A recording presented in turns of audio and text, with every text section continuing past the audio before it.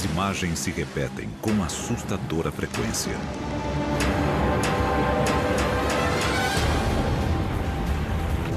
Com uma força muito grande de água, o que foi destruindo cidades inteiras. Todo se llevó. Sin nada nos quedamos. Chuvas de uma força devastadora que podem ser o primeiro sinal de uma mudança radical no clima. Nós tivemos 42 dias de chuva contínua na cidade de São Paulo. A família está toda aqui, cara, toda ali embaixo do lado de lá. Uma força crescente que ameaça milhões de vidas. Não há alimentos, não há nem bebidas, nem água, nada aí. Foi uma situação similar a um tsunami. Acabou tudo na minha casa. Minha casa não tem mais nada, acabou tudo. E um futuro incerto que pode destruir cidades inteiras. Nós não vimos nada ainda do que pode vir.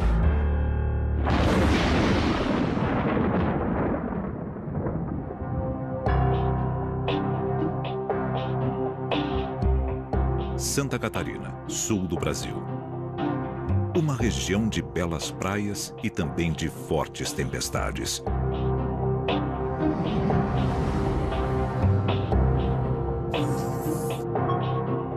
Mas ninguém imaginava que as nuvens que se aproximavam naquele dia não tinham nada em comum com uma chuva de fim de verão. Na imagem de satélite, no período da tarde, aí ele começou a se formar um olho. E aquilo ali nos deixou muito intrigados, porque não é a região aqui no sul do Brasil, né, não é típica de furacões. Nós não tínhamos registro. Horas depois, a Marinha Brasileira recebia uma notícia terrível do maior órgão especializado em vigiar oceanos do mundo, o Centro Nacional de Administração Oceânica e Atmosférica, nos Estados Unidos. Acostumados com eventos extremos, os americanos confirmavam: um furacão com ventos de mais de 180 km por hora ia chegar à costa de Santa Catarina em menos de 24 horas. Nas 48 horas seguintes, o furacão avançou sobre o continente, devastando tudo em seu caminho.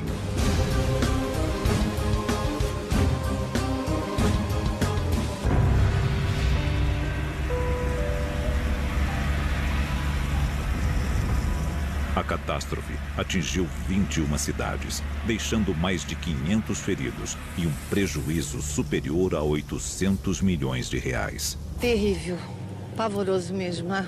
Coisa que a gente nunca imaginava ver na vida. Eu não consigo dormir até hoje pensando em tudo que a gente passou. Nós tivemos 11 mortos, 35 mil pessoas desabrigadas. Um evento que marcou a história brasileira e catarinense dos fenômenos naturais. No Instituto Nacional de Pesquisas Espaciais, os mais importantes climatologistas do continente estavam chocados com um evento que sequer tinham conseguido prever. Os textos de meteorologia clássicos têm que ser reescritos, porque os textos explicavam por que não ocorrem furacões no Atlântico Sul. Dois fatores fundamentais precisam ocorrer para que um furacão cresça. A temperatura da água do mar tem que estar acima de 27 graus, aproximadamente. E o vento, ele não pode variar muito com a altitude. Não ocorre furacão no Atlântico Sul, porque esse vento, na altura, ele é muito diferente em cima do que embaixo. O primeiro furacão registrado no Atlântico Sul recebeu o nome de Catarina. Estava aberta a temporada de fenômenos extremos no sul do Brasil. E 4 anos mais tarde, a natureza mostraria toda a sua força.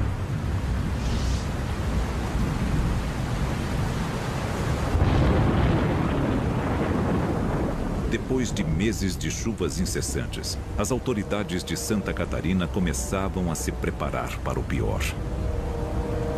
As chuvas já vinham acontecendo já desde o período de setembro, outubro e novembro, mas eles justamente nesse período se intensificou bastante. E a chuva ultrapassaria todos os recordes já registrados na região. No final de novembro de 2008, em um único dia, choveu o equivalente a 2 meses. O rio Itajaí-Açu foi o primeiro a sair de controle, subindo 12 metros acima de seu nível normal. Perdi tudo, minha casa alagou tudo, até o teto, cobriu, nem o telhado não estava vendo. Não tenho comida, não tenho roupa, não tenho mais nada para dar para meus filhos.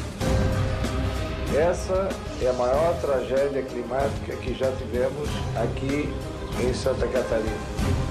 Um dos estados mais estruturados do Brasil se tornava vítima da catástrofe natural que mais mata na história da humanidade, a enchente.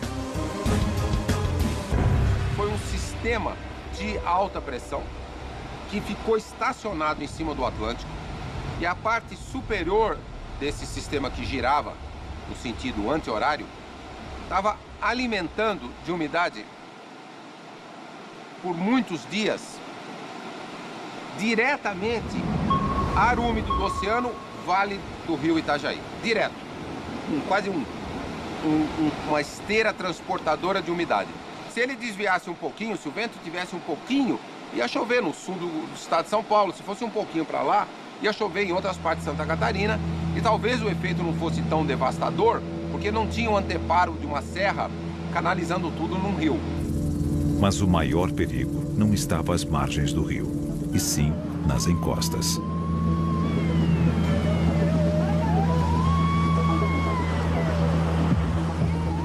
Ninguém percebeu que o solo estava encharcado, embaixo da floresta.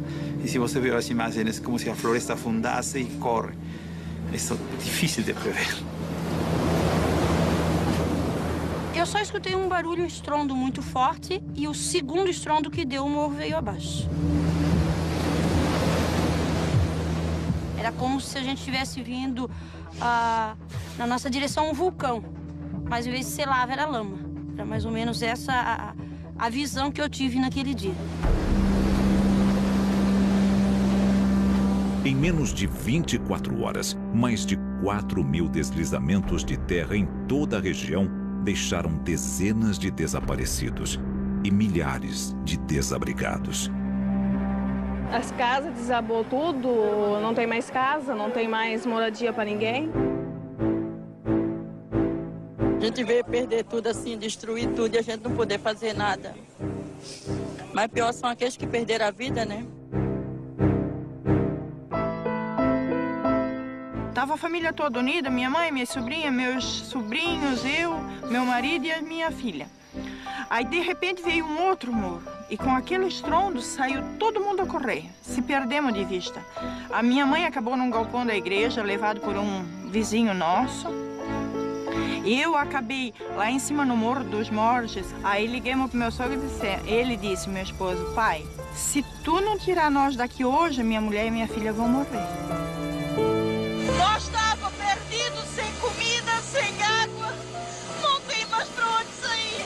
A minha sobrinha, minha filha, minha mãe, eles não conseguiram chegar aqui, estão tudo perdidos. Começava uma das maiores operações de resgate já vistas no continente. Lembrava uma guerra.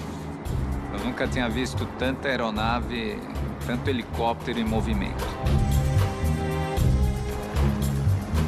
Nós recebemos suporte de vários estados. Então, foi um grande esforço nacional para fazer frente a esse desastre.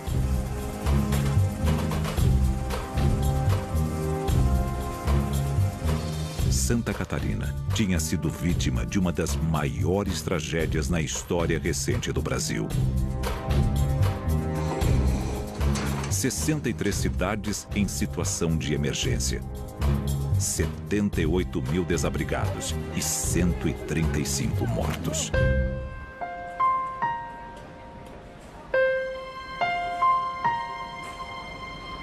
Eu perdi 14 pessoas na tragédia de 2008, entre elas minha mãe e minha irmã. A casa do meu pai, ela nunca foi uma casa em área de risco e jamais a gente imaginava que pudesse acontecer alguma coisa, que infelizmente veio acontecer. E aí a gente começa a perceber que não existe, na verdade, lugar seguro. Para os climatologistas, isso só era mais um sinal do que estava por vir.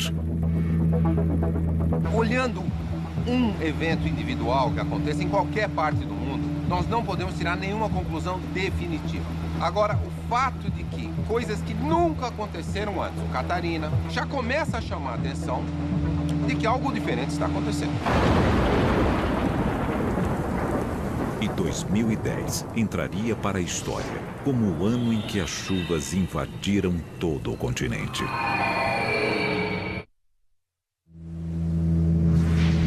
Férias de verão. Sem imaginar que é o início da temporada mais chuvosa em mais de 70 anos, milhares de turistas comemoram um ano novo no litoral sudeste do Brasil. Existe um sistema que o vento circula na direção dos ponteiros do relógio, o horário, que fica em cima do Atlântico. Quando ele está lá, ele segura a frente fria, ele bloqueia a frente fria. A frente fria quer ir para o oceano, o sistema não deixa. E ela para e aí chove. Na madrugada do primeiro dia do ano, 60 mil toneladas de pedras, plantas e terra de uma encosta foram arrastadas pela força das águas num dos mais belos e procurados destinos do estado do Rio de Janeiro, Ilha Grande.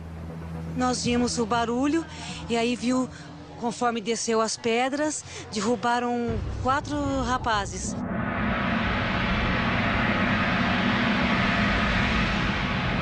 No caminho dessa avalanche letal estavam 7 casas e uma pousada lotada de hóspedes. Você não deve ter nem tempo de pensar o que fazer. Porque quando a gente vai encontrando, né, as pessoas soterradas, a gente tem mais ou menos uma noção do que aconteceu naquele primeiro momento ali. E elas faleceram sem saber que foram soterradas.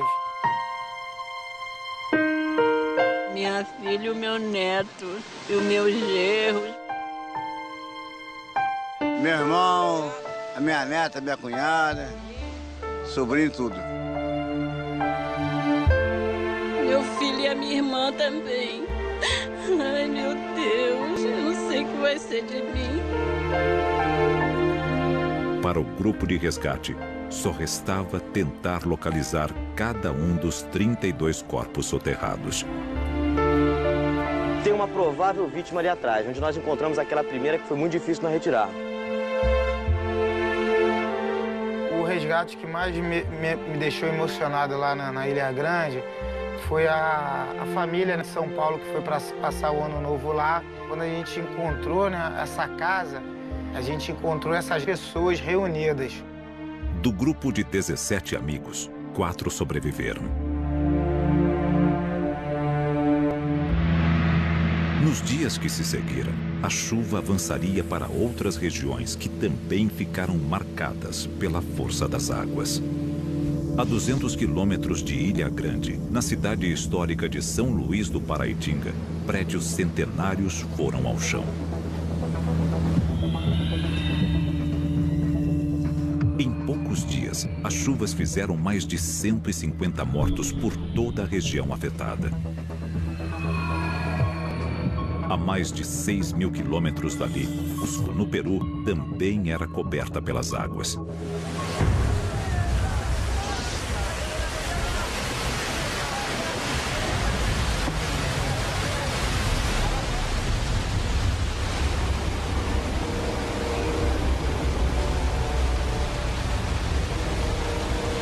Na região dos Andes, toda essa região é estação chuvosa. O que aconteceu foi, nessa época choveu muito, em excesso, e se produziram enchentes que destruíram a linha a trilha do ferrocarril, aquele que vai para Machu Picchu. Uma turista argentina e seu guia morreram em um deslizamento de terra na trilha que liga a cidade à histórica Machu Picchu. Outros 8 turistas desapareceram na mesma região. Se lo llevó al río, el ferrocarril. ¿Qué más, señora? No se puede caminar, no hay alimentos, no hay ni bebidas, ni agua, nada allá. Era só o início de um verão em que as águas iriam tomar centenas de vidas sob a influência do El Niño. O El Niño é um fenômeno natural. todos os anos uma corrente de águas quentes que se move de oeste para leste. O El Niño faz com que as temperaturas do Pacífico Sul fiquem acima da média em intervalos de 4 a 7 anos. As consequências mais claras do El Niño são, no caso da América do Sul, nesta região da costa norte de Peru, Equador, excesso de chuva. Excessos de chuva no sul do Brasil.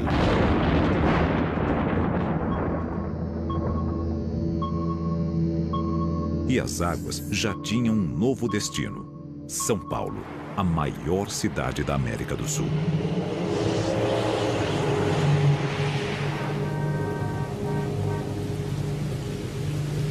Não é a primeira vez que nós vivenciamos o fenômeno do El Niño. Agora, o que aconteceu nesse verão aqui no estado de São Paulo foi uma coisa que superou todas as marcas.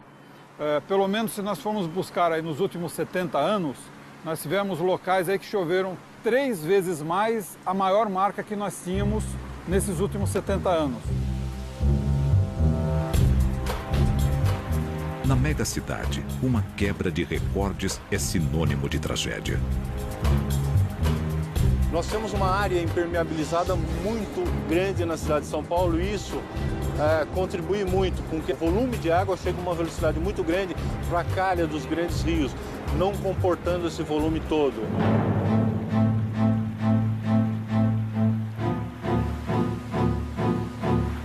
São Paulo tornava-se um imenso tobogã, levando as águas em plena velocidade. Uma grande parte das vítimas de inundação, a pessoa resolve enfrentar a água. O que ela não sabe é que 10 centímetros de água com velocidade, a cada 1 metro quadrado nós temos 100 quilos de água. Essa dimensão as pessoas não acreditam. Ela vê que, tá rasinho, dá para passar. Nós temos inúmeros casos em que a pessoa arrisca passar uma área de inundação, é colhida, cai numa galeria, cai num rio e nós vamos encontrar essa pessoa 2, 3 dias depois. As chuvas no centro econômico do país deixaram 7 mortos e um prejuízo de mais de 70 milhões de reais. Enquanto São Paulo se recuperava, a cidade do México sucumbia sob o peso das chuvas. Em 48 horas ininterruptas de chuva, caíram sobre a cidade 36 bilhões de litros d'água. Todo se llevó. Nos quedamos sin nada. Sin nada nos quedamos.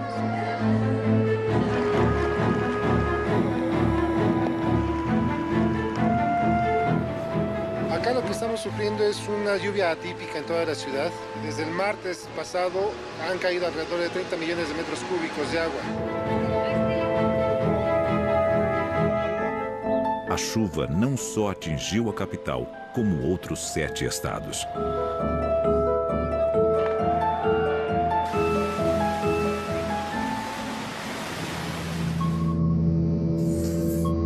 Buenos Aires também começava a sentir a força dessas águas devastadoras.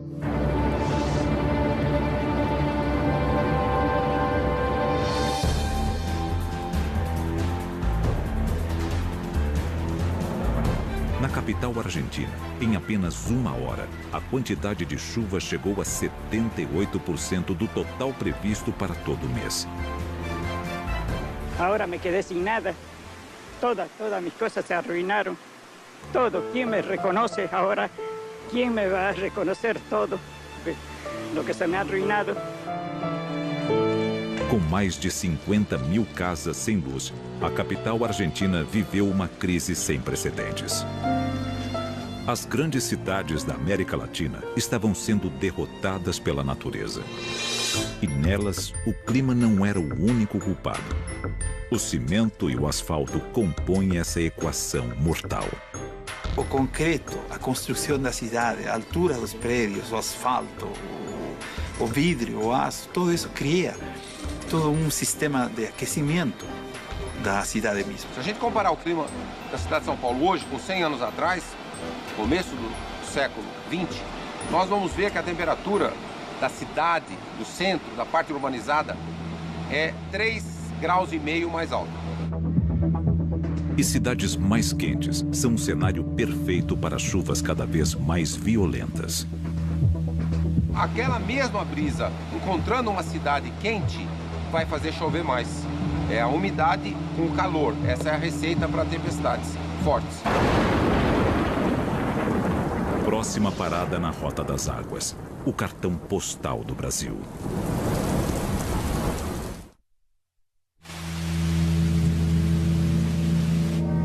Uma chuva torrencial pega de surpresa os moradores do Rio de Janeiro, no Brasil.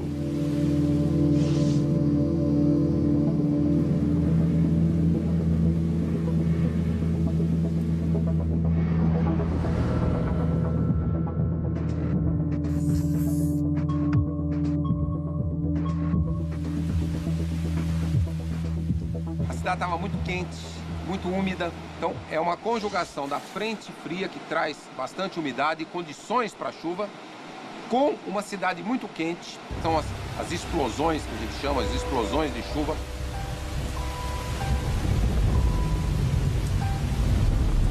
As cenas de caos se repetem.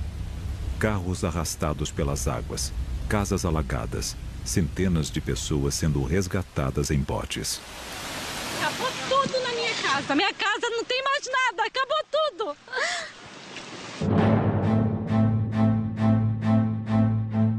Um índice pluviométrico muito grande. 300 milímetros em 24 horas é um índice que nós não tínhamos registro ainda na nossa cidade. E a combinação dos morros da cidade, com milhares de construções precárias, faria do Rio de Janeiro o cenário ideal para uma tragédia. A cidade do Rio de Janeiro é conhecida como uma das mais belas do mundo. A sua natureza compõe de entre mar, montanha e lagoas um cenário indescritível. Dentro dessa natureza você tem certas armadilhas que durante os períodos de grandes chuvas se revelam para a gente. Quando começa a chover muito aqui no Rio, a maior preocupação nossa são dos deslizamentos. Muita área perigosa que as pessoas constroem, o governo tira e logo após eles vão lá e constroem novamente. Então a gente fica em alerta a esses pontos críticos onde tem grande quantidade de pessoas, as favelas. Era uma questão de horas para a terra começar a ceder sob as dezenas de favelas da cidade. É muito triste, cara. É uma situação que você não tem nenhum... Eu tentei ainda ajudar, tirei um, mas é difícil. É muitas pessoas, tá muito soterrado. Tem gente aqui de baixo, tem gente ali. O Rio de Janeiro amanhecia em estado de emergência, com mais de 60 mortos. E mais um dia de chuvas torrenciais na região preparou a maior das tragédias para a noite seguinte.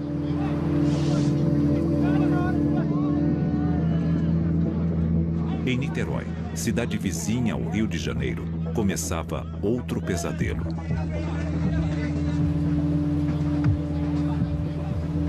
Um amigo me deixou às 8h30 da noite, aqui na entrada do Viçoso. Eu andando de lá para cá, um amigo me parou durante 15 minutos. Foi justamente o que me salvou. Em segundos, uma cratera havia se aberto, engolindo 50 casas. Muitas pessoas gritando, chorando. Quando veio isso abaixo, caiu o poste, tudo aqui ficou escuro e eu não estava conseguindo localizar a minha casa. Mas naquele momento o que a gente pôde fazer é tentar tirar o maior número de pessoas, né? O comandante me ligou, me acionando, falou que a princípio tinham 30 casas soterradas. No trajeto para o quartel, ele... Rodrigo, pô, me enganei, não são 30 não, foram 50. Aí houve aquele cálculo, né, de 50, 4 pessoas de cada casa, 200 pessoas soterradas.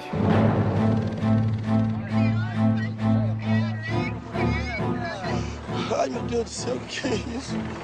Minha família tá toda aqui, cara, toda ali embaixo do lado de lá.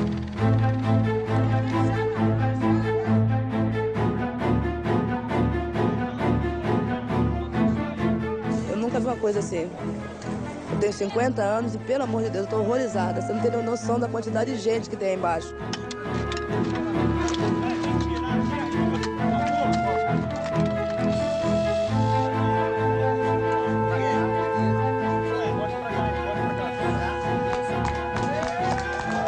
Algumas pessoas, eu, Carlos e outras pessoas, moradores, mostrando aos bombeiros aonde existia a casa, porque na realidade eles entraram em parafuso, porque eles estavam em cima, cavando, mas ao mesmo tempo sempre contavam um corpo, alguém ferido, alguém machucado. Nessa direção tem uma família aí, ó, tem 2 escadas aqui. Aqui na realidade nós esticamos muitos corpos, mais de 50 corpos com vida. E os bombeiros sequer imaginavam que estavam caminhando sobre os restos de um antigo lixão.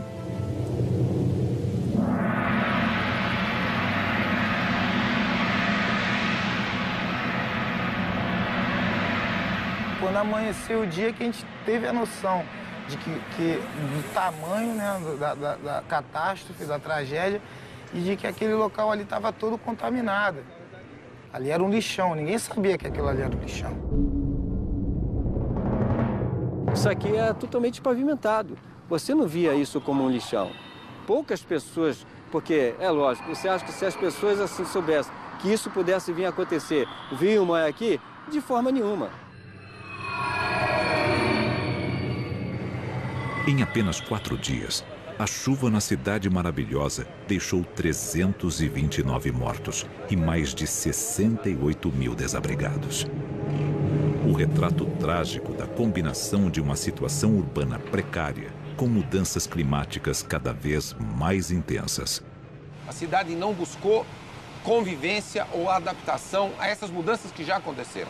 A cidade se acomodou, sofre com essa intensificação dos eventos extremos, com as chuvas muito intensas, com as inundações, com os deslizamentos em encostas, com todos os problemas, e não houve até o momento praticamente nenhuma medida de adaptação. E as chuvas estavam prontas para atacar uma região ainda mais vulnerável.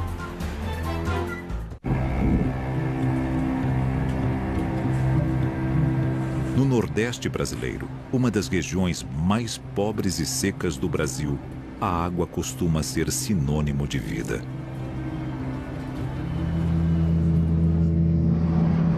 Mas em junho de 2010, a região foi inundada por águas destruidoras.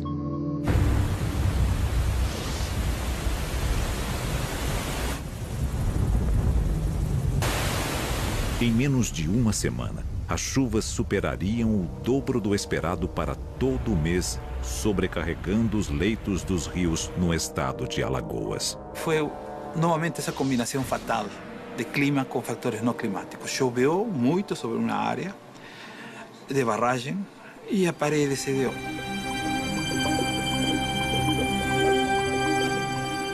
Dezenas de cidades seriam invadidas pelas águas em segundos. Quando a casa que a gente estava caiu, a gente foi levado. Ele só estava assim comigo e essa mão aqui, segurando de galho em galho.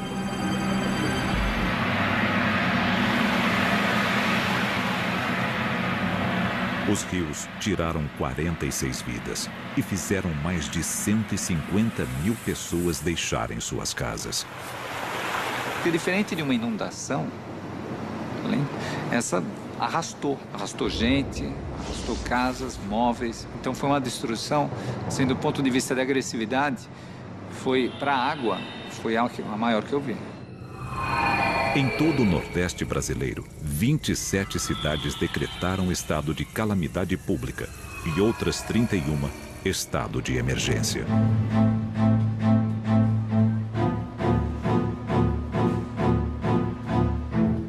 Acabou nossa cidade, acabou nossos sonhos, nossos filhos, tudo. Acabou. Foi uma situação similar a um tsunami. Você fala que é absurdo. Não, foi parecido.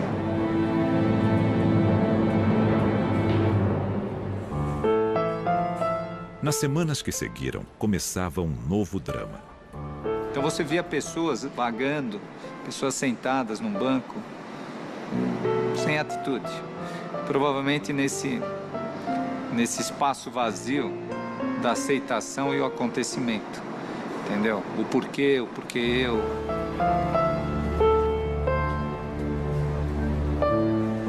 Eu tô com problema de depressão, não dormi mais de sexta-feira pra cá, não tô me alimentando. Eu tô sonhando porque a minha tudo não é tanto que eu tinha. É saber que eu vou começar tudo de novo e não sei como, por onde começar. E essa pessoa não come, não hidrata, não toma as medicações, né? E acabam surgindo os problemas. E o maior perigo estava novamente na água. Você começava a ter, assim, a situação animais mortos, né? Perda de água, disponibilidade de água não contaminada. A questão da higiene, sanitários, porque o pessoal ficou sem vasos, né? A questão da alimentação. Você podia ter dinheiro, mas você não tem onde comprar.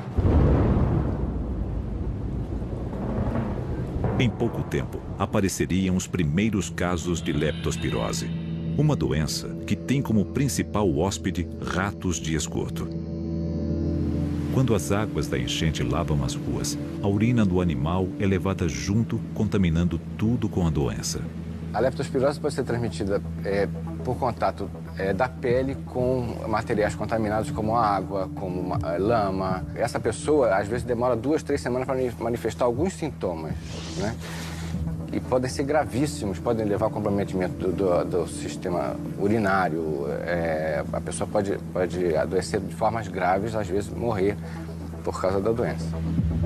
Mas nenhuma ameaça é pior do que a cólera. Transmitida por águas contaminadas, ela causa diarreias extremas e, se não tratada, leva à morte em 50% dos casos. A cólera é uma das doenças mais temidas assim, em todo o mundo, porque ela pode matar uma pessoa em 1 dia, 2 dias. Uma epidemia da doença poderia matar milhares. Nós temos 30 milhões de brasileiros na ponta extrema da vulnerabilidade às mudanças climáticas. Essas populações já são muito vulneráveis hoje. Há que haver redes de proteção social e há que haver realocação, tirando as pessoas das áreas de risco. Enquanto as autoridades tentavam controlar a situação no Nordeste do Brasil, climatologistas analisavam as causas da catástrofe. O Atlântico, aqui próximo à costa do Brasil, Atlântico Sul, ele estava entre 0,5 grau e 1 grau mais quente. O oceano mais quente evapora mais água, coloca mais água na atmosfera, coloca mais vapor d'água na atmosfera, e o vapor d'água é o grande combustível das chuvas, e por ser o combustível das chuvas é o combustível de tudo extremo que a gente vê. Se o aumento de 1 grau na temperatura média dos oceanos pode estar entre as causas de tanta destruição, as previsões para o futuro são assustadoras.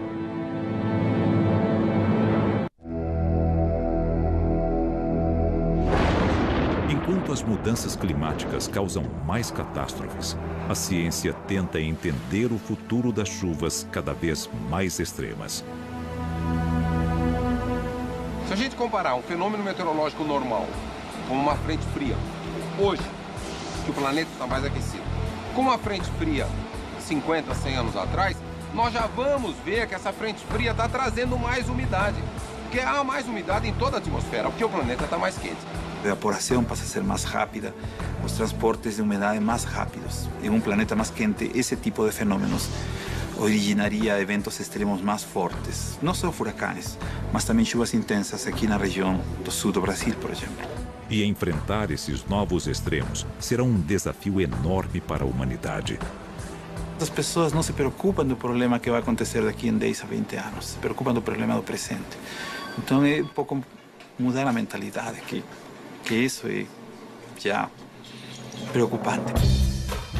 Para os cientistas, uma solução pode estar em prever os eventos com uma antecedência inédita. Nós estamos fazendo já há 4 anos os cenários climáticos futuros para o Brasil. Então nós estamos usando ferramentas que nós chamamos modelos matemáticos do sistema climático para projetar até 2100 o que poderá acontecer com o clima do Brasil. E a equipe do Instituto de Pesquisas Espaciais se prepara para esse salto enorme nas previsões. Receberemos um novo supercomputador comprado principalmente para dotar o país de uma capacidade de fazer cenários futuros de alta complexidade, com alto grau de detalhe para as próximas décadas e para os próximos séculos. Em São Paulo, a solução encontrada para enfrentar as enchentes cada vez mais fortes foi construir enormes reservatórios, os piscinões. O piscinão retém a água durante um certo tempo e depois ele é obrigado a soltar a água, né? Porque caso contrário ele vai encher ou ele mesmo enche, aí ele não tem mais função, né? Então ele é um pulmão que funciona amortecendo aquela determinada chuva que caiu naquele período. Mas na maior cidade da América do Sul, nem os 46 piscinões já construídos, com capacidade para 8,5 milhões de metros cúbicos de água, estão conseguindo conter as enchentes. As soluções teriam que ser mais radicais.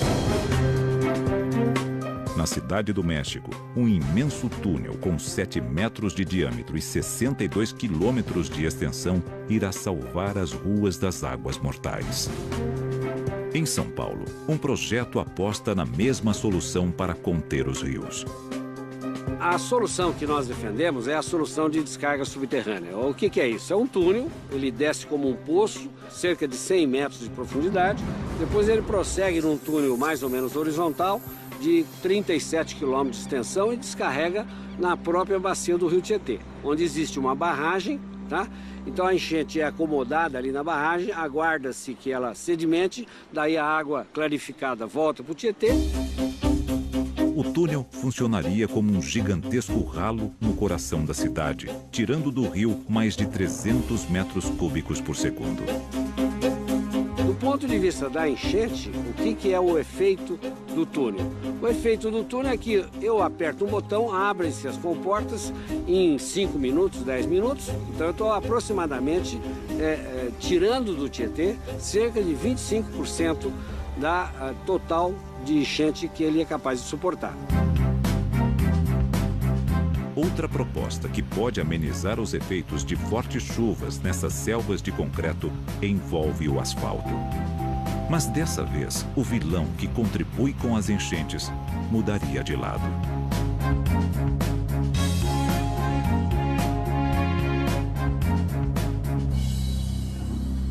Esse revestimento é um asfalto poroso, muito poroso, que permite a rápida absorção da água da chuva. Ela vai atravessar essa camada de revestimento e ficar armazenada na base de pedras que fica aqui debaixo. E na parte inferior dessa base nós temos um dreno que permite que essa água saia lentamente e aí vá para as galerias de drenagem. O sistema poderia evitar dezenas de enchentes. As chuvas muito intensas, ao penetrar na base permeável do pavimento, ela fica armazenada e dias depois é que ela está saindo para o sistema de drenagem. Isso faz com que nós reduzamos o impacto da impermeabilização.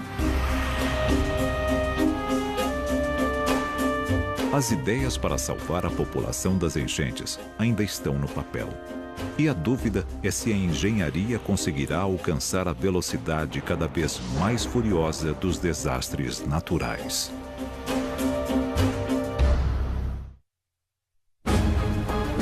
Entre 2008 e 2010, cidades da América Latina sucumbiram à força das águas.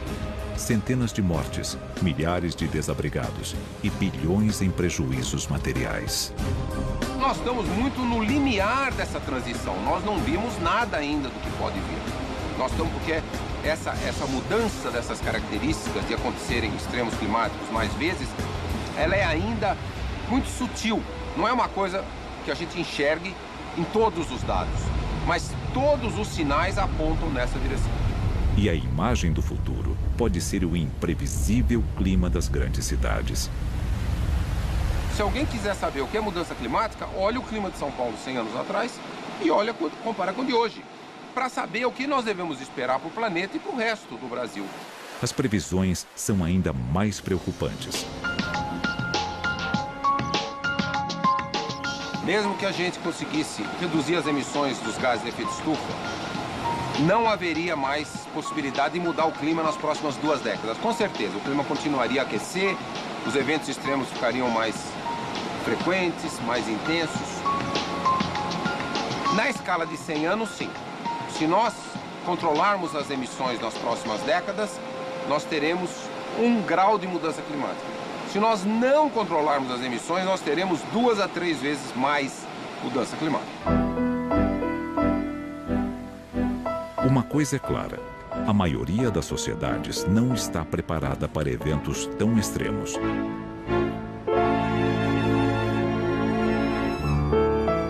Esses desastres são cada vez mais abrangentes. Ele atinge cada vez mais pessoas.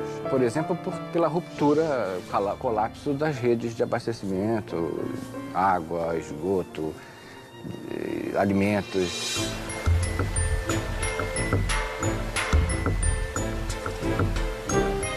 O clima já mudou tanto que dificilmente vai ser como foi. Então aí vem a adaptação. Essas pessoas têm que se adaptar ou migrar. Se os invernos vão ser mais quentes, os verões vão ser mais chuvosos, tudo isso tem que ter algum tipo de adaptação.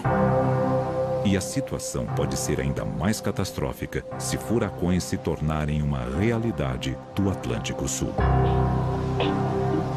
Em boa parte do ano, aquelas águas naquela região atingem a temperatura de 26 graus. Não é ainda a temperatura boa para furacão, mas daqui a 50 anos as temperaturas vão estar 27, 27,5. Aí já vai ter água quente para furacão. Os cientistas têm que ficar muito atentos, fazer novos estudos e entender melhor o que foi o Catarina e se ele poderá vir a se repetir com as águas mais quentes projetadas para o futuro.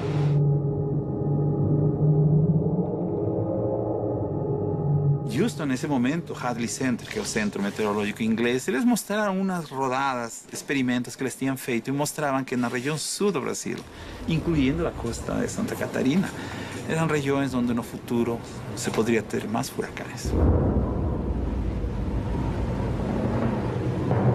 Primeira vez que uma espécie, nós, Homo sapiens, está perturbando esse equilíbrio climático numa velocidade que a natureza não vê há pelo menos 20 milhões de anos. Nós estamos conduzindo um experimento geofísico, biogeoquímico, biogeofísico sem precedentes em 20 milhões de anos. E sem precedentes na história da civilização.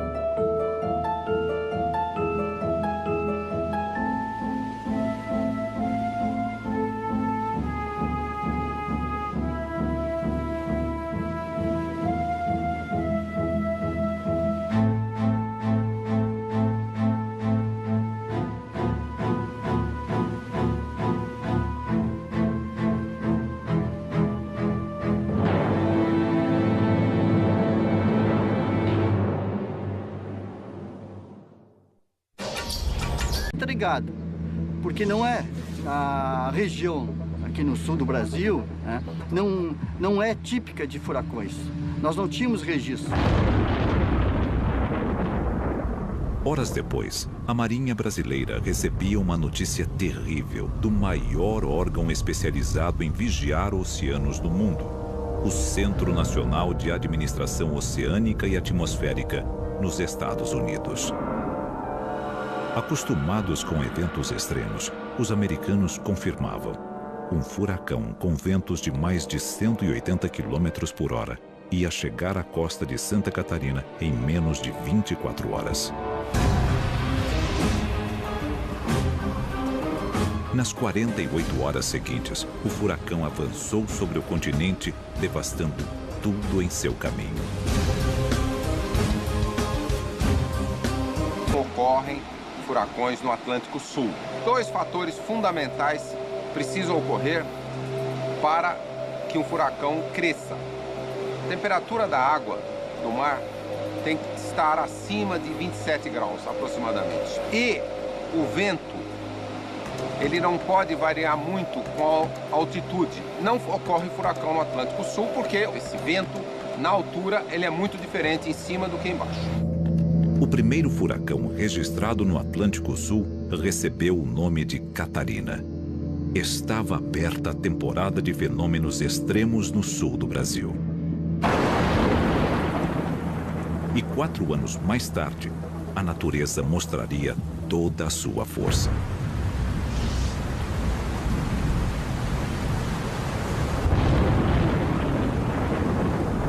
Depois de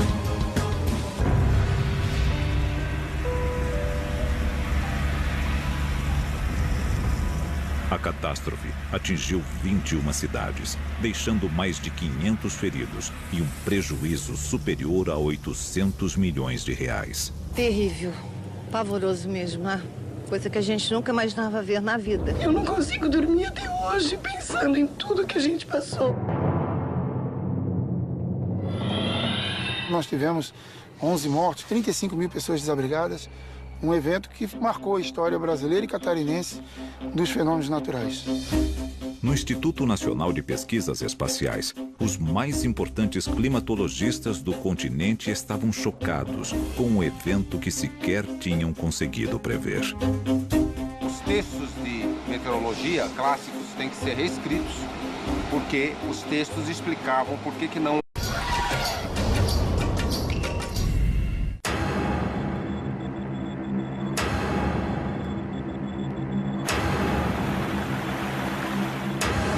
As imagens se repetem com assustadora frequência.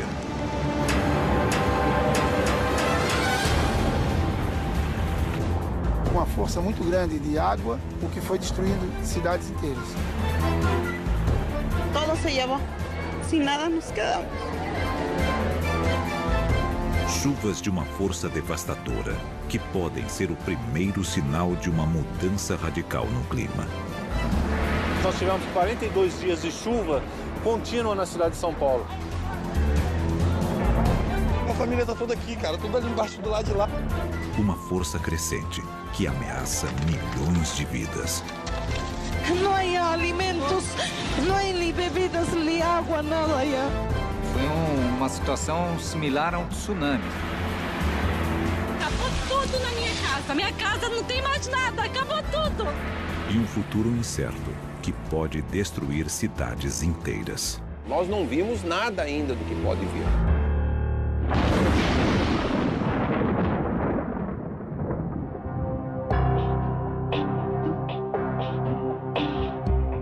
Santa Catarina, sul do Brasil.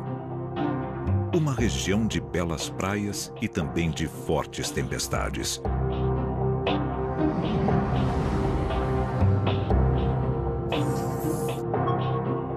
Mas ninguém imaginava que as nuvens que se aproximavam naquele dia não tinham nada em comum com uma chuva de fim de verão. Na imagem de satélite, no período da tarde, aí ele começou a se formar um olho. Aquilo ali nos deixou muito